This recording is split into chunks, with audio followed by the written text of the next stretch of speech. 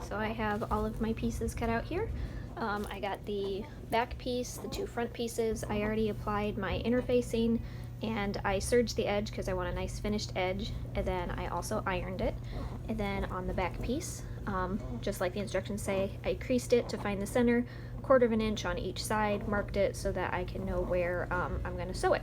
So the very first thing is, you apply your interfacing. If you're going to finish your edge, you can use a zigzag or serge it. I chose to serge it.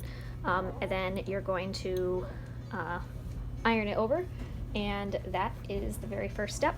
Then you are going to stitch. You can mark it. This is all going to be covered, so these pen lines won't show up, but sew along here just to reinforce it and give it a little bit extra strength. All right.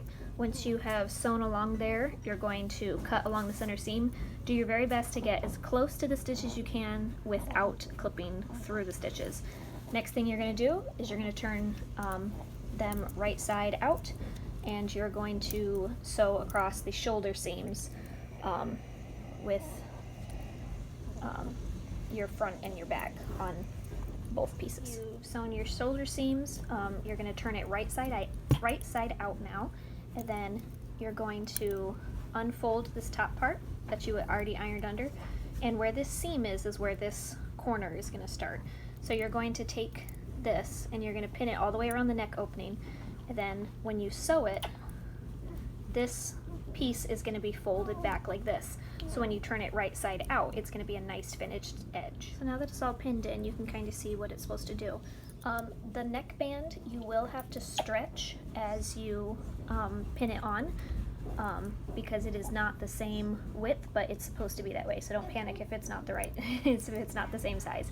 So you can pin as much or as little as you want, but now you're going to sew or serge along this all the way to the end. Now that we have the placket neckband all sewn on, now we're going to attach the sleeves.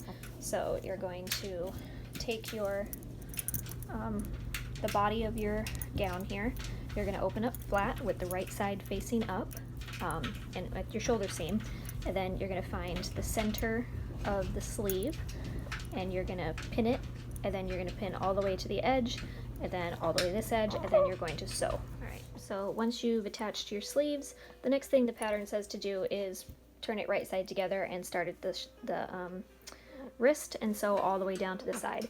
I don't like trying to sew a cuff on the tiny little sleeve like this, and if you saw my other video, I'm going to be doing it the same way. So what you're going to do is you're going to open it up and lay the sleeve flat like this, and then you're going to take your piece for the cuff. I like keeping mine in a long strip rather than trying to cut little short ones. So you're going to fold them to where they are wrong sides together, and then you're going to be putting them on like this and slightly stretch it. You don't want to stretch it too tight, otherwise you won't be able to get over their hands. But you're going to stretch it just a little bit as you sew along here. So you're going to do this on both sleeves. Now that you have your cuffs attached, you're going to start at the wrist, and you're going to sew all the way down to the bottom on both sides. And if you're serging it, make sure that you leave a tail so that you can weave in the ends with a needle or a tiny crochet hook. You pull it through and weave the ends in so that you don't have, if you clipped it, you would have little strings sticking out. So make sure you leave a long enough tail so that you can weave the ends through, and then you can clip it right here. So now we are going to do the cuff for the legs. So just like we did with the neckband, where you put it, you have that piece folded over, you do the same thing here. So you're going to fold over the end like this, and you're going to put it in there. Now make sure on your cuff you have it right sides together, and you sew across. Sorry, this is hard to do one-handed. You sew across there so you have a nice finished edge. So then once you have it like this, you're going to tuck in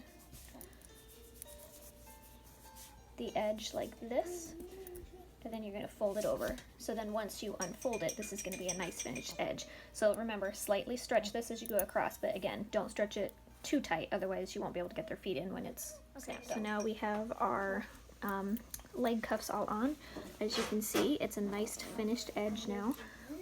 all sewn on. And now we're going to do the placket piece that goes along here.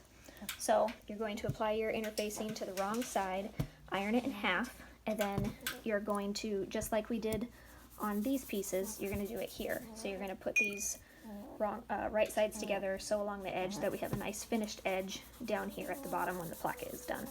And then after you sew along there, you're going to start it here. You're going to lay this open flat, and you're going to sew it on all the way. Sewn on the band, the placket to the back center, you're going to stitch down the seam allowance right there. And once you've done that, you're going to start here at the bottom cuff on the front piece that we've ironed over, and you're going to start here at the band. You're going to go all the way up, go around the neckline, and then come all the way down to the other side, stopping at when you reach the band here. So once you've sewn all the way up and around, then you're going to add your snaps all the way down. So I made the convertible one, so the snaps can be a little tricky when you're doing it, trying to figure out which one goes where, but the snaps on the back have to line up and match, because you don't want to have a male socket and a male socket, because then they won't snap together. So let me open this up and I'll show you. Okay, so for mine, I put all of the male sockets on the front of this one and the female sockets on this one. So when you have your sockets on the back, you need to make sure that the male socket has a coordinating female socket, because if you have these ones as the female sockets, that's fine, but these ones need to be the male sockets, otherwise you cannot snap it closed to make the legs.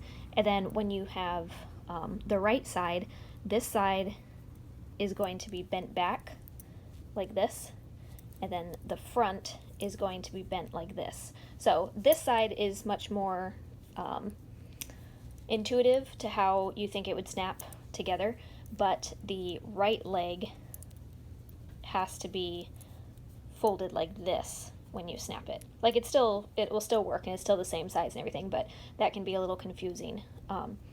So just keep that in mind when you are putting all of your snaps together. But once you have put your snaps on, we are done.